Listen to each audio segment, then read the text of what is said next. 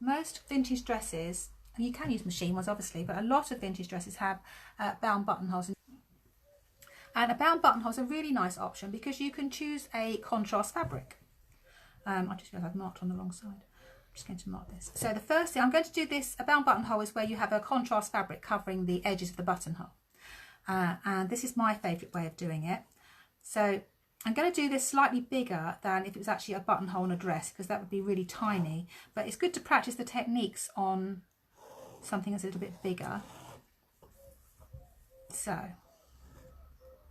on the front of your garment, you would have the, you need to do 2 lines of marking for the width of your button. So your centre front would probably be a little bit further in than that, but just where you want your button to go. So this is the width of my button. So I have interfaced my piece of fabric. Whenever you're doing a sample of any technique, always prepare your fabric as if it's in your garment so that you know it's going to work on your particular garment.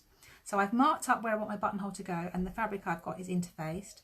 And then I'm going to use this piece of navy fabric. Might have been a bit of a leftover bunting piece. A bit of navy fabric, and I've interfaced that as well. And I've done the same thing. I've marked the width of the buttonhole and the length of it here. And then I've marked 2 more lines, which are, this is the lips of the buttonhole, or the welts of the buttonhole. And I've done mine here about 1 centimetre, but obviously on a dress they'd probably only be about 3 millimetres. They'd be much smaller. But just so you can see what I'm doing, I'm going to do this. So I'm going to make sure these 2 fabrics need to be right sides together. I'm just going to put a pin through so I know that they're exactly on top of each other. Okay. So you would know that your welt fabric's in the right place. And once you've got them pinned, you're then going to stitch around the outside here. Always start stitching in the middle of one of the long ends here. So start stitching here and make sure you're really accurate on the corners.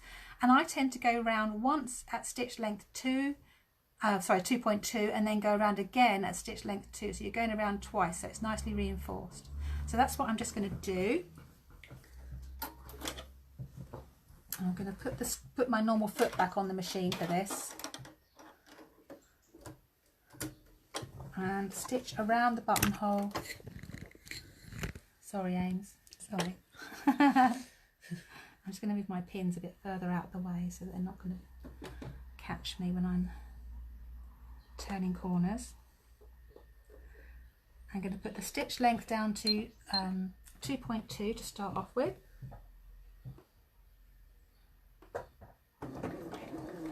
And make sure, it's another one of those things I'm thinking, why am I doing this live? So I've got to be really accurate on the corners. And then turn. When you're doing this on buttonholes on your garment, because they're so small, I would count how many stitches you do on the short ends, so you know exactly how many you're doing, and you can do it manually just by turning the balance wheel. And then go round and up this end.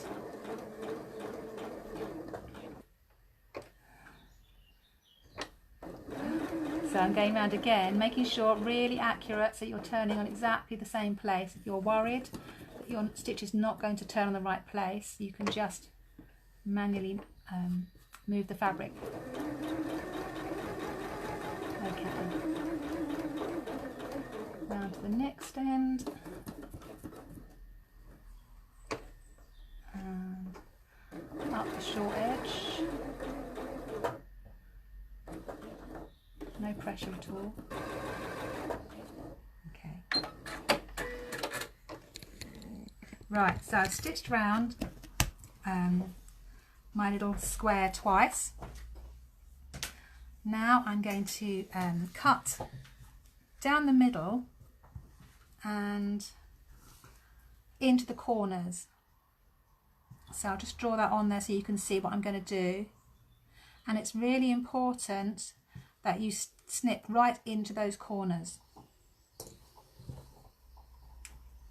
I'm going to fold it in half first of all. Make sure your lines are on top of each other when you do that, so that you're not cutting a wonky line. and then into the corners as close as you can. I'm just checking you weren't zooming in on me when I'm doing. I'm not. I'm not that mean. And into the corner there, like that. So once you've done that, you're going to tuck the fabric through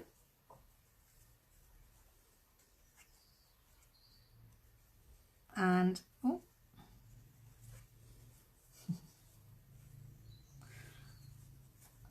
all the way through to the other side, and make sure that this little opening is nice and smooth. Now you can, I don't know if you can see, but I've got some little creases on my corners, which means I haven't snipped. Wendy will know this. I haven't snipped far enough into my corners. But I'm just going to go a little bit further into the corners and then give it a press. So I know that Amy's just put the iron on for that very reason. Okay. Well, Catherine's asking about scissor sharp. Now, I've never been able to find one that works well. I always take my scissors to be sharpened. I use a place in Chichester. There we go, that's better. I haven't got so many little creases now. So I'm going to get Amy to give that a quick press, just a very light press, because it's quite bouncy.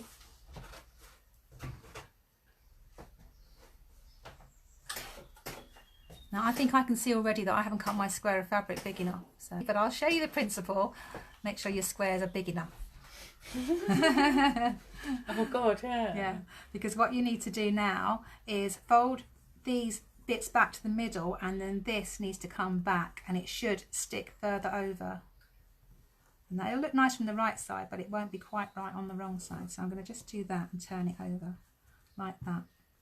So what you need to do is make sure that your pieces are matching in the middle, like this, and you can give it another press or you can pin it.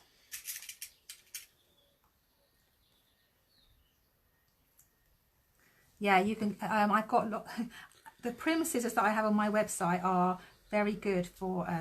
They're all it's the Kai blades, I think. They're very good blades, and they do snip very well into corners. So I'm just going to fold this over like this, so you can see they match really nicely in the middle. And then what you would do, I'm just going to put a couple of pins in, is tack this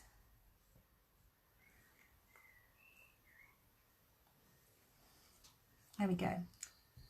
Okay, so what you would do now is lift these edges up here, and you're going to stitch the triangles on top of the pleats there.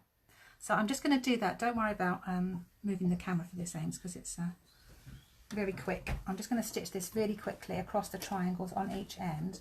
And once you've done that,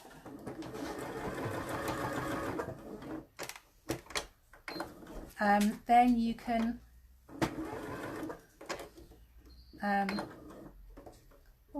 just going across the triangles. There we go.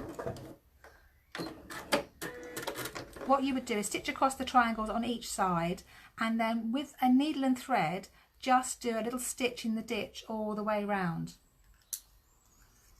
So, and that will just hold the fabric in place from the other side. So I'm just going to knot that like a little tiny back stitch all the way around.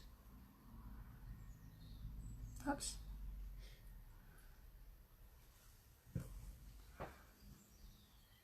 And I have seen these done, I'm just going to start here because I want to show you a little bit about the corners. I have seen this done by machine, but you know I like to do this by hand. So come up right in the ditch, and then when you get to the corners, it's a really tiny little back stitch. I'm going to do a couple of big stitches here, but take your time on this because it makes it really nice and neat. Come up in the corner, come up right in the corner there, and then go straight back down So you're really only catching a couple of threads. I don't know if you can see this. Is it okay, Ames? Can you see it? And then give it a little pull, and that will give make your corners really nice and square. So there you go. That's a bound buttonhole. And then you give it all a nice press, and it's all perfect.